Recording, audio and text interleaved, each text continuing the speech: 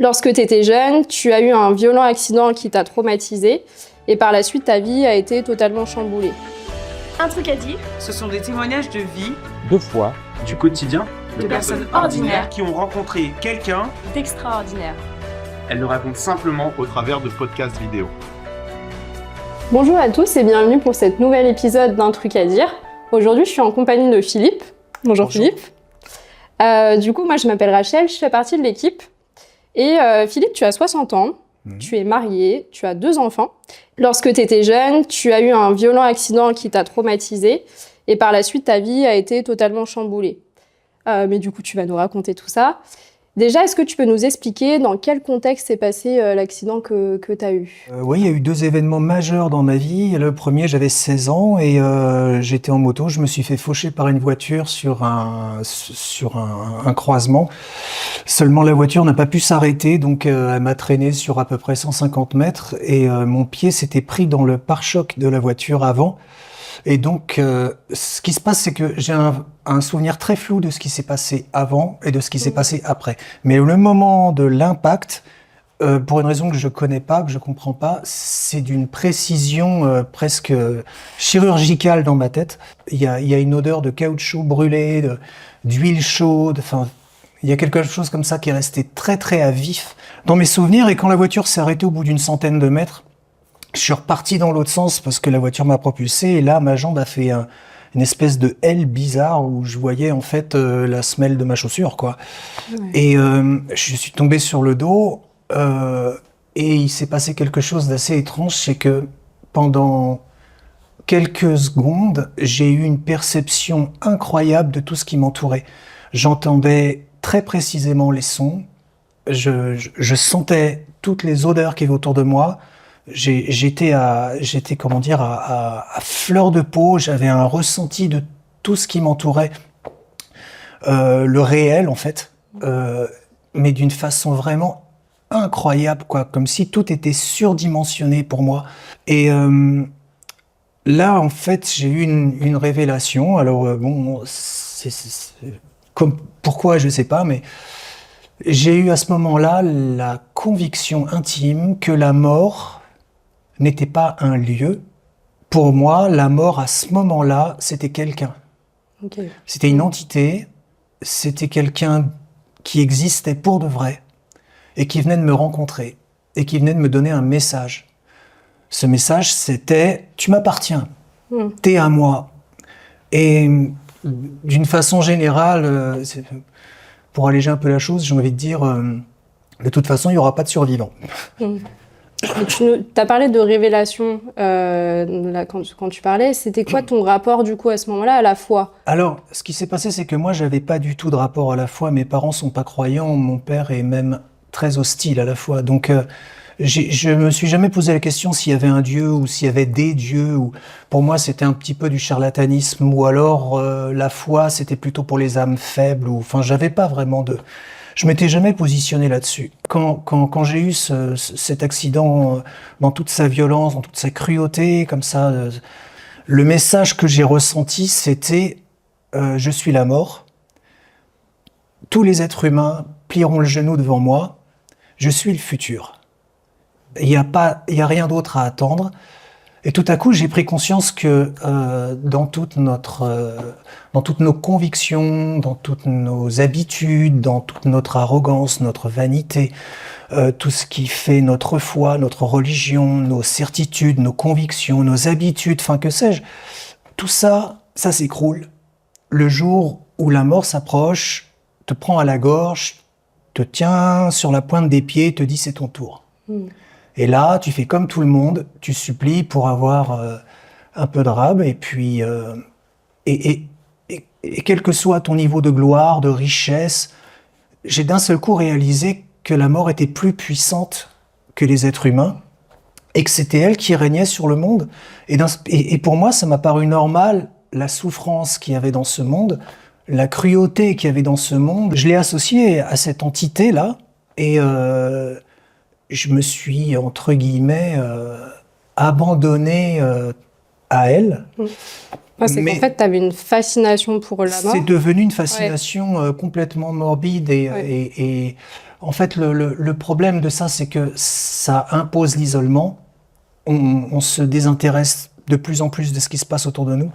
Ça donne aussi une image complètement négative de soi-même, dans le sens où on s'aperçoit qu'on n'a plus aucun intérêt. Parce que j'avais trouvé plus fort que moi, plus fort que les hommes, et je me suis mis à adorer la mort comme on adore un dieu, sans savoir que j'étais en train de prier, parce que je savais pas prier, et je croyais pas non plus dans les dieux, mais pour moi, c'était devenu quelqu'un de considérable et qui me fascinait, et que j'admirais énormément.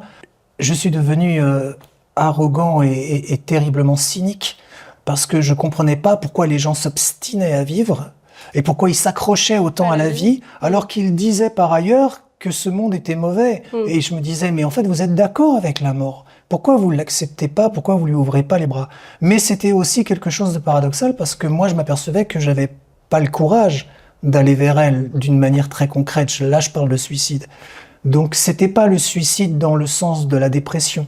C'était le suicide dans le sens de c'est par là qu'il faut aller. C'est la finalité de tout.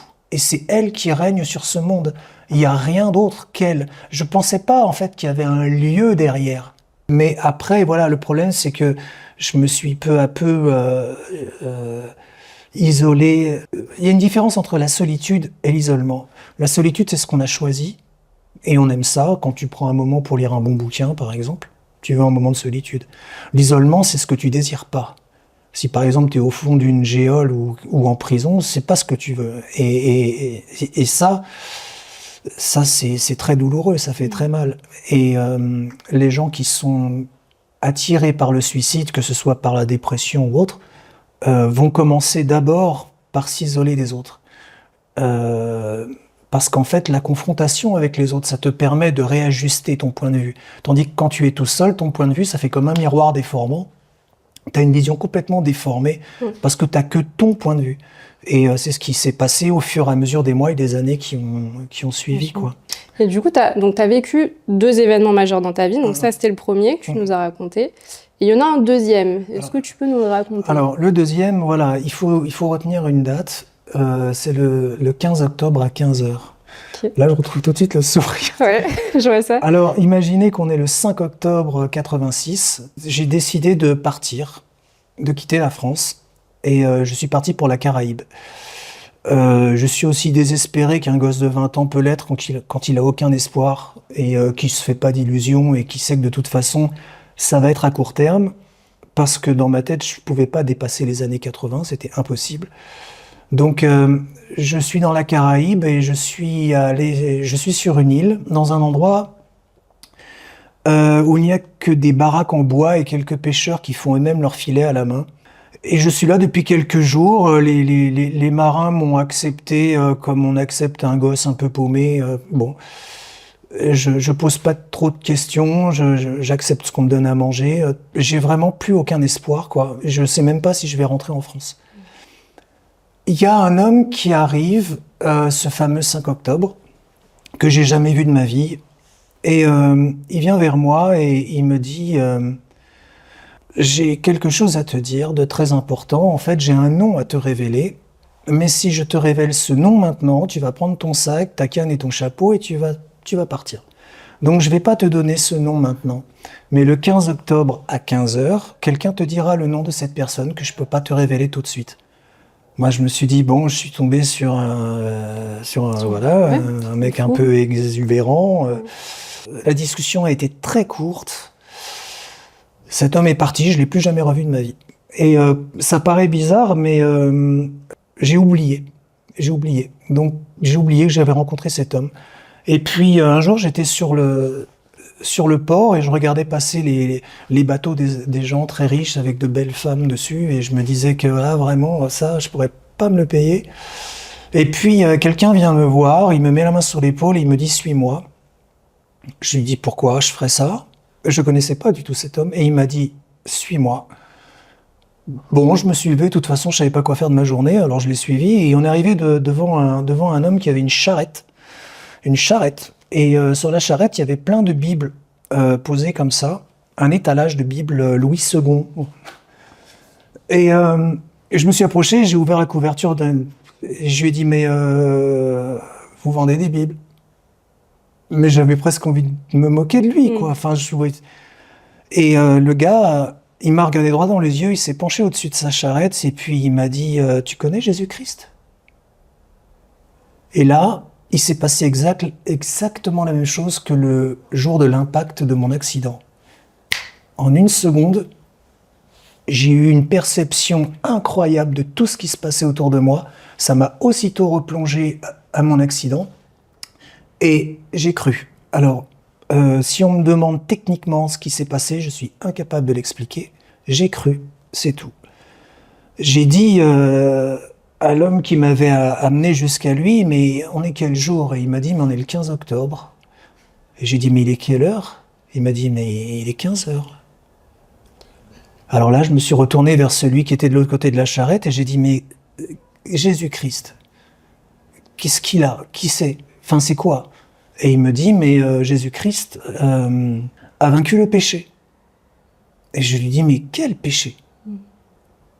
Et là, l'homme m'a regardé avec plus d'insistance, il m'a dit, il est mort, il est ressuscité, il a vaincu la mort. Et là, j'ai cru que le temps s'arrêtait, quoi. Je suis resté comme ça devant ce gars-là et je lui ai dit, mais on peut pas vaincre la mort. Un homme ne peut pas vaincre la mort. Et cet homme-là m'a dit, mais Jésus n'est pas un homme, c'est Dieu. Et j'ai cru. Et après, je suis resté pendant une quinzaine de jours chez cet homme.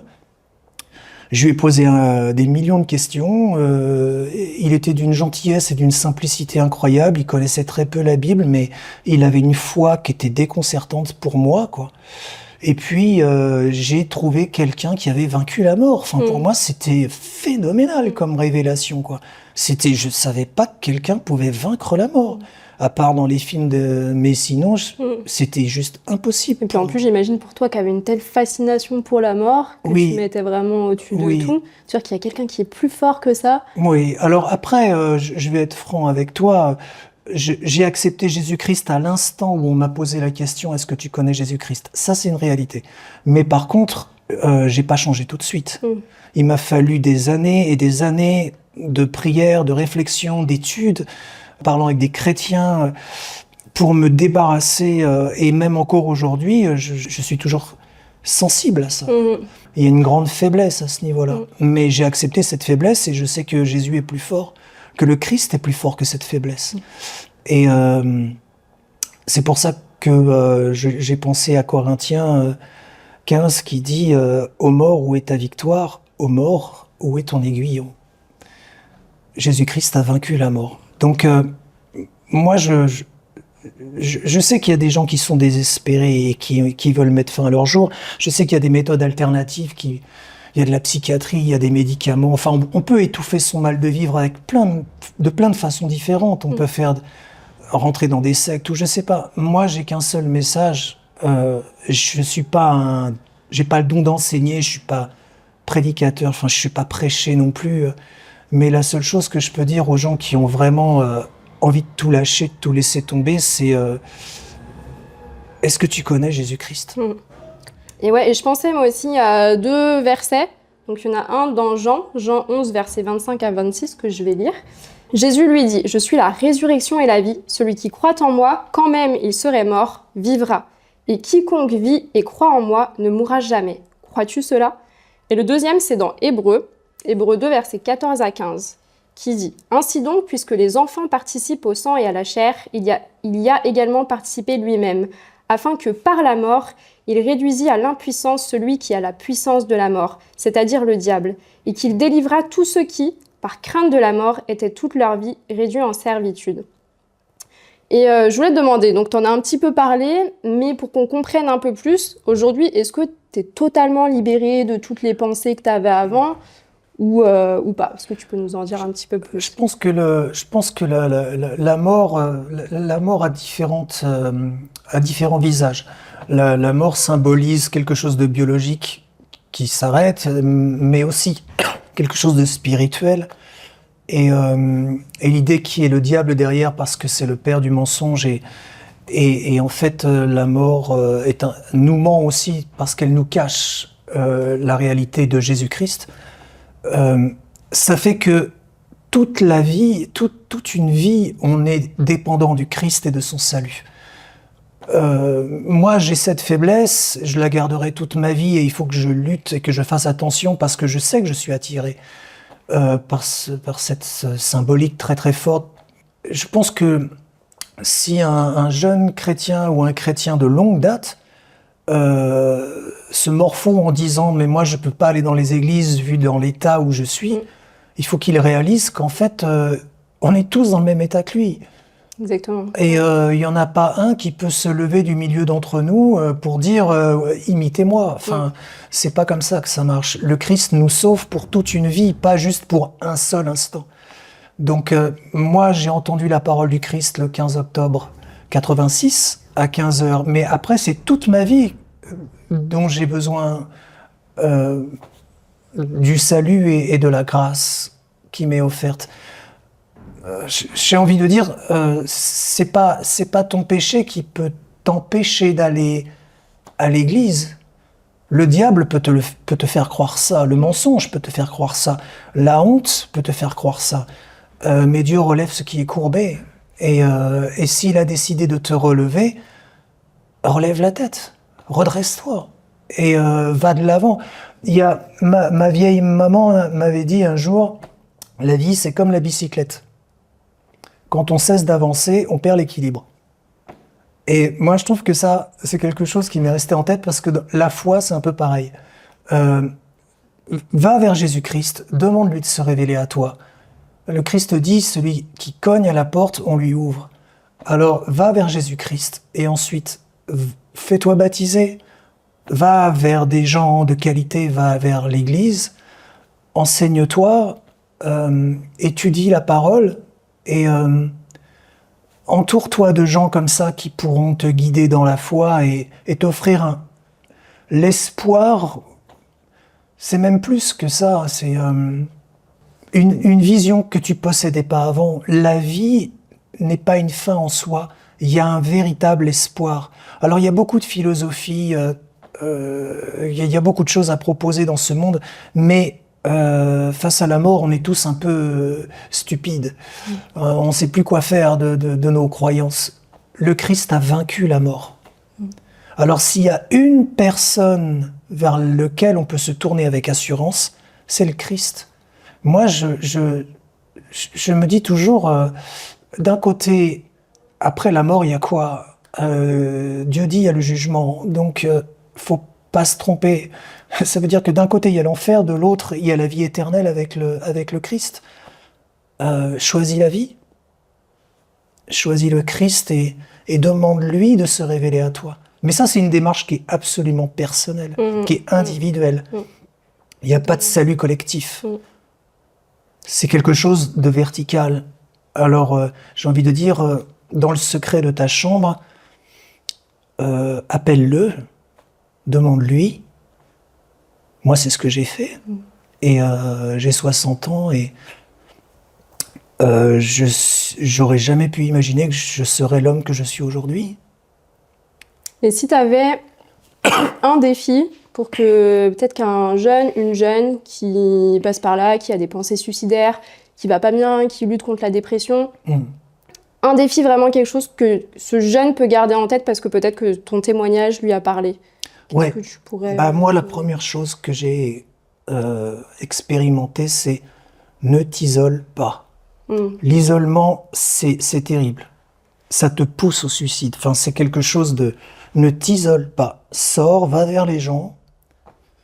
Même si c'est pour raconter tout et n'importe quoi, mais sors. Ne sois pas tout seul face à ce miroir, face au miroir déformant de tes pensées qui vont te faire croire des choses alors qu'en fait, c'est une vision déformée de la réalité parce que tout seul, on ne peut pas avoir une vision complètement réelle. Il faut la vie des uns et des autres pour pouvoir se confronter en disant « Ah oui, non, t'as raison, c'est pas exactement comme ça ». J'ai envie de dire, moi, je suis pas toujours de mon point de vue. Hein. Il y a des fois, j'ai besoin qu'on m'aide pour me dire « Ouais, non, là, Philippe, t'es gentil, mais c'est pas droit ton truc. » Donc, et moi, de la même façon, je peux aider mon prochain aussi. Il s'agit pas de grande action humanitaire, il s'agit de garder la tête sur les épaules Et la deuxième chose, le défi, enfin, je ne sais pas si on peut appeler ça un défi, mais c'est va vers le Christ, va vers Jésus et demande-lui, il est vivant. Si ça marche pas, au pire, tu n'auras rien perdu. Mais moi, je dis, tu as tout à gagner. Va vers Jésus et demande-lui. Dis-lui, je suis tout seul sur cette planète. C'est la seule chose que je pardonne à personne. Je suis tout seul. Personne ne peut m'aider. Et depuis le berceau, on m'a raconté que des histoires. Il n'y a pas de salut collectif. La mort se moque de nos origines, de la couleur de notre costume ou de la couleur de notre peau. La mort nous embrasse tous en disant « Venez, venez, je vous accueille tous ». Et voilà, moi, mon désir, c'est que les gens fassent cette expérience-là, qu'ils aillent vers le Christ en lui disant « Révèle-toi, puisque tu dis que tu es vivant et que tu es mort et que tu es ressuscité, puisque tu dis que tu as vaincu la mort. Ah, mais de quoi j'ai besoin d'autre ? Moi, je ne peux pas envier les gens qui n'ont pas la foi, même si la vie leur réussit, parce que le problème, c'est ce qu'il y a au bout, quoi. Donc, si je résume, le défi, ça serait 1, ne pas s'isoler, de 2, tourner les yeux vers Christ, si j'ai bien compris. Et si toi qui regardes cette vidéo, tu luttes en ce moment contre des pensées suicidaires, contre des périodes dépressives ou autres pensées qui viennent t'accabler, n'hésite pas à en parler à une personne de confiance, une personne à qui tu peux déposer un petit peu tous ces fardeaux. Et si tu n'as pas de cette personne-là dans ton entourage, n'hésite pas à nous contacter sur Instagram par message et nous, on te réorientera vers la bonne personne. Merci beaucoup Philippe pour ton témoignage, merci d'être venu. Merci à vous d'avoir regardé et puis on se dit à très bientôt pour un prochain épisode.